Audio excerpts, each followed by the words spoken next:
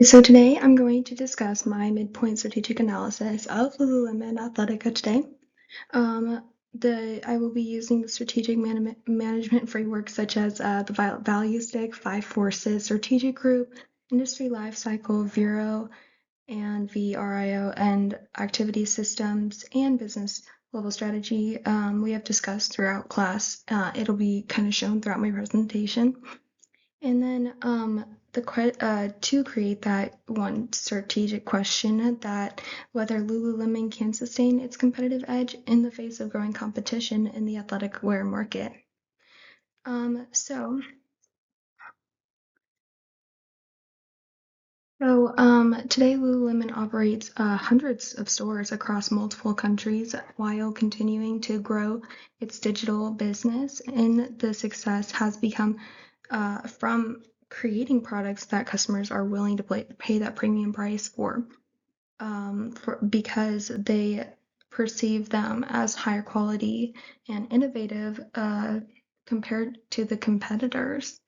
But however, the athletic apparel industry has become more competitive. Companies like Nike's, Adidas, Athletica, Fabletics, all of them are competing for similar customers. While low price brands are offering products more comparable in styles, it raises the important question: can Lululemon continue to defend its uh, premium position and its oh my gosh, and sustain its competitive advantage in the market? But as it becomes more crowded. For the next part, we're looking at how, in general, one of Lululemon's biggest strengths is that customers often associate the brand with quality and performance and lifestyle rather than just athletic apparel. Community events that they offer, fitness classes, ambassador partnerships, and personalized in-store services all reinforce the perception that creates that strong brand recognition and loyalty. Um, with these emotional connections that they've been able to achieve with customers, it makes it to where they encourage the repeat purchases and make customers more willing to pay that price. It also captures a significant position of the value it creates because the customer relies heavily on its direct to consumer business and rarely uses aggressive discounting. They never do that. Sometimes they'll have like store like outlets and stuff where they'll put stuff that's out of season that they don't want anymore, but they always try to keep everything consistent. Um, and they are shared with customers through the high quality products, and employees' investment in training and company culture helps deliver that consistent, strong guest experience. So from the perspective of the value stick, the Lululemon strategy is primarily focused on raising willingness to pay rather than becoming the industry's lowest cost producer. The conclusion of this is becoming important because it helps explain why the business level strategy later is in the presentation. So for the external analysis, we're going to look at all of these different forces. So for these forces, they are not all equally important. The most significant, but they are all important, but not equally. Yeah, is the rivalry is probably the most significant among the existing competitors. So the premium athletic apparel market has become increasingly competitive with Nike, Adidas, Athleta, Alo Yoga, and so on. They're all competing for similar customers. Many of them strengthen their direct consumer capabilities as more premium brands enter the space. Maintaining the differentiation becomes very difficult. And then the threat of new entrants is moderate, although the premium global brand like Lululemon, which has been around for a really long time, requires significant investment for newer customers can use social media, influence partnerships, e-commerce to build awareness more quickly than the past. However, developing the same level of customer trust and loyalty remains challenging here just because there are so many different businesses. And then the threat of substitutes is also moderate because the customers can choose from a wide amount of athletic apparel, fashion brands, low price alternatives, and while they have many options, their bargaining power remains low to moderate because Lululemon has cultivated that strong brand loyalty over these years, and customers have uh, valued the product quality over time. And then the innovation of that is a really big thing with how every single piece of clothing is so important to them. Um, and then it's just not just solely based on cost. Finally, the supply power is relatively low for Lululemon partners with a broad network of independent manufacturers rather than just depending on one supplier, which reduces the bargaining power of any one manufacturing. So overall, the five forces suggest that Lululemon operates in an attractive but increasingly competitive industry. The company's future success will depend less on controlling costs and more on continuing to differentiate itself from growing number of competitors. So, in the next one, the strategic groups is really important, but Lululemon's occupies as a distinct strategic group centered on premium activewear. Obviously, this position supporting by technical product innovation, the premium pricing, high value, you know, differentiation of them, and the experience with that. And their strong loyalty with customers. These are all characteristics that separate them from a broader brand that complete more heavily on this scale of the product variety. Among closest competitors are Alo Yoga and Athletica, but I also did put some Fabletics because I did get some facts from there. These companies also target consumers who value the premium activewear, wellness, lifestyle branding as well. They compete with similar customers demographic, but generally at a slightly lower price point. Alo Yoga has grown rapidly and by emphasizing the fashion forward design and influencer marketing. So even like Kylie Jenner wears them, stuff like that. And then although Nike remains one of the largest competitors in athletic wear, it is directly competition with Lululemon primarily through premium women's training. Isn't that a fun fact? Rather than the entire product portfolio. Wow, I have my words. This illustrates the important point of strategic group analysis. So, yeah, their position is protected mobility by mobility barriers. So a competitor can't just simply raise prices and become a premium brand overnight. It's more like, that trust that they built, so they're able to do that more. They just have done that since the beginning, honestly. So, yeah, it has has shown that all of these have created interconnected activities, meaning Lululemon's position has more difficult to imitate just because of the products alone. Even though they say there are dupes, it's just obviously not the same experience. During the industry's high growth period, companies could expand quickly over by opening new stores and attracting first-time customers. Today, however, the competition has intensified as talked about earlier, and the established brands and newer entrants continue investigating heavily into activewear, premium activewear. As a result, firms are competing less on awareness and more on innovation, customer loyalty, and also brand differentiation. For Lululemon, this shift is important because strategic implications, maintaining that premium brand pricing will require continuous investment in their technical innovation for their product and their customer experience, um, and the community engagement rather than just relying solely on geographic expansion.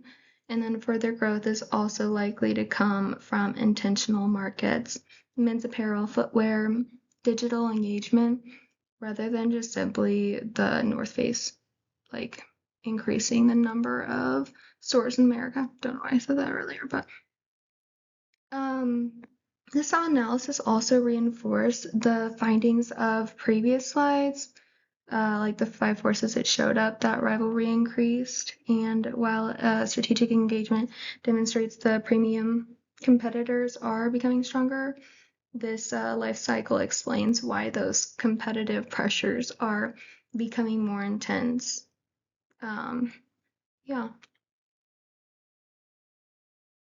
So for the internal analysis and the bureau analysis, um, we're going to talk about this first, starting with the most important source, which is Lululemon's reputation.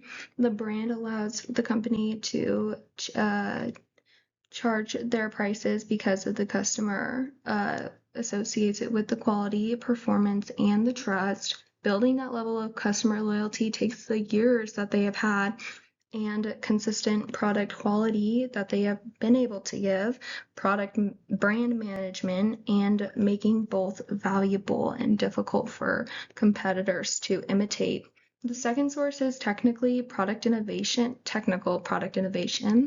and Lululemon continues to investing in new fabrics, product development, products, performance features differentiate its apparel, such as when they unveiled athletic kit for the Milano Cortina 2026 Olympics and Paralympic Winter Games. So they had like a athletic kit that they unveiled. Yeah. And then while competitors can eventually develop similar products, they often cannot replicate them immediately, which gives them time to temporarily keep that competitive advantage through the constant innovation. Although the capability of the company's community-based marketing strategy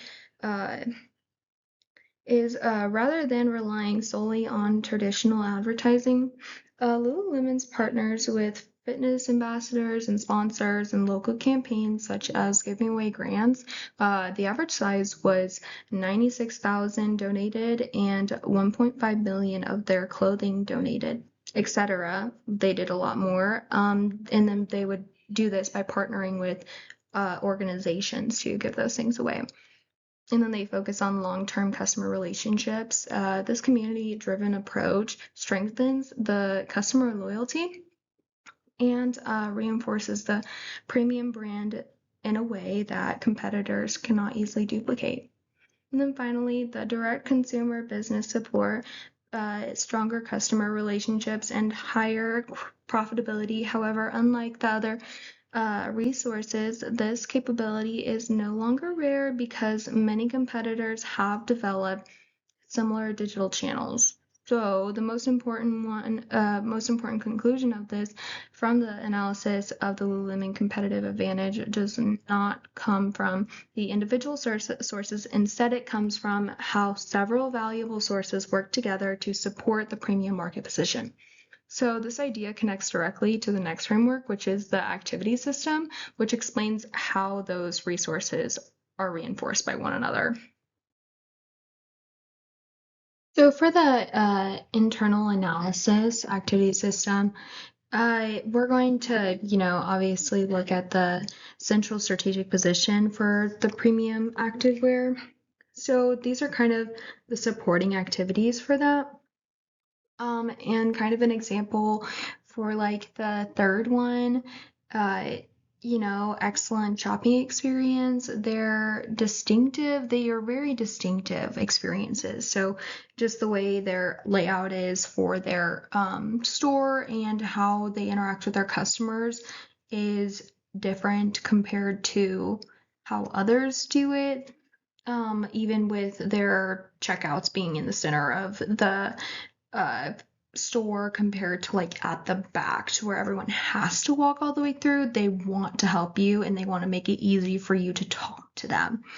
And then honestly, on like number 7, the product development, uh, they their high performance technical fabrics and the innovative construction techniques deliver that unparalleled feel and the fit. Every seam and stitch and detail is very mindful and considered rigorously tested. So those are very important things. And if you like, same thing back to the customer service. It's just if there's something wrong with it, they always return it. It is you can give it to them and for like a year if there's something wrong with it because there shouldn't be anything with it, and they really stick with that. And I think that really hits home with a lot of people. So yeah. After evaluating the external environment of Lululemon's internal capabilities and the company's business level strategy, it was best described as differentiation, and this rather than competing by offering lower prices. Lululemon focuses on creating products and experiences that customers perceive worth paying for. So that's kind of, you know, with the several prices of pieces of evidence that support that. First, the company has consistently maintained that premium brand while generating strong uh, demand. Oh my gosh. And then second, the investments are heavily important for them. And then third, they have built premium brands to extend beyond the apparel through that community engagement. Something they do is they maintain 60% of uh, like emissions that they don't use anymore compared to like 2018. So they're really big on that. And then with their like producing their stuff and whatnot. So that is part of that was on their impact website, which I will have sourced at the end. And then these they also have the ambassador partnerships and elevated retail experience, obviously. These activities all increase customers' willingness to pay, which aligns directly with the differentiation strategy discussed in our coursework material. So that is really important. And although it operates as efficient with the direct to consumer business, does not make the cost leader. The company's more so objective is not to lower the prices, but more so deliver that superior value that justifies the premium pricing. So the distinction is very important because, as we discussed throughout the course, and premium prices alone do not just indicate the differentiation. It only exists when customers recognize greater value and are willing to pay for that. So, and then also in Lululemon's earlier strategy before, like recent years, it kind of gave Blue Ocean characteristics because it helped redefine the premium women's activewear by combining performance apparel with a lifestyle and community focused experience. However, today the market has become much more competitive. So the company is primarily defending its differentiated position rather than creating an entirely new market. So yeah. When considering these collectively, the strengths and the weaknesses, um, these results kind of indicate that Lululemon's competitive position is solid and defendable, but the business can no longer depend only on market expansion. It needs and brandness awareness. It also maintains the distinctiveness, will create the constant innovation and methodological execution. And this is as the high-end sportswear market develops and rivals boosted their own products, um, it's really imperative that they continue to support the differentiation and work on that heavily to keep that lead. And then all things considered, Lululemon maintains its competitive edge rather than the defectively lies in preventing rivals from progressively undermining the distinctiveness, has always supported its high price. This diagnostic serves as a basis for the strategic recommendation in the end. So yeah. So with this all on the slide, the recommendation directly supports the value stick. Continued innovation in strong customer service leadership increases the customer's willingness to pay, while selective expansion allows Lululemon to grow without sacrificing the differentiation that underpins a competitive advantage by protecting the market, what makes the brand unique. Instead of chasing market share throughout the lower prices, the company is better positioned to sustain long-term profitability this way. So, yeah. So, with these key findings, in conclusion, Lululemon's future success will most likely depend on its ability to preserve the premium position it has built while continuing to adapt to more competitive marketplaces. So, I think, especially with all the rivals, yeah, that is what it's looking like. And here are my citations. Just, yeah, thank you for listening. And I'm really sorry my face was not in the last one. I did not, for some odd reason, did get that for some reason. So here I am. I am so sorry again. I hope you watch this, because I would really appreciate it. So thank you.